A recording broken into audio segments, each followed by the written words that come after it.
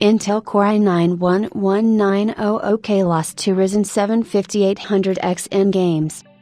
The American company Intel is preparing to start selling Rocket Lake generation processors for desktop personal computers. Meanwhile, the test results of the Intel Core i9-11900K chip were published on the vastness of the World Wide Web. In gaming, it couldn't beat the Ryzen 7 5800X. The 11th generation flagship will receive 8 cores and will support multi-threading technology. The base frequency will be 3.5 GHz and the peak frequency will be 5.2 GHz per core.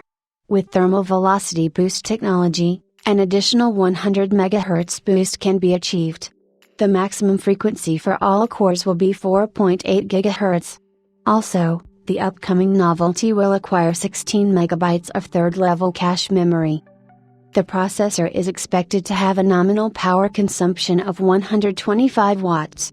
At the same time, under heavy load conditions, the Intel Core i9-11900K will consume 250 watts. Also note the 14 nanometers process technology and support for socket 1200 LGA. In games, the Intel Core i9-11900K was less productive compared to the Ryzen 7 5800X. For example, in League of Legends at full HD resolution, the average frame rate was 361 FPS. Ryzen 7 5800X has 473 FPS. In PUBG and Total War: Three Kingdoms, the chips showed an identical result. 215 FPS and 117 FPS, respectively.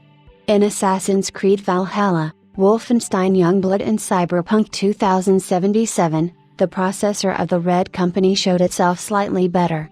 By the way, in Cyberpunk 2077, both platforms lost to the yet unannounced AMD Ryzen 7 5700G chip. The Intel chip beats Ryzen 7 5800X in Hitman 3 by 2 FPS. In the benchmarks, the Intel Core i9-11900K is the leader. It outperformed the competition in each of 11 benchmarks to measure performance.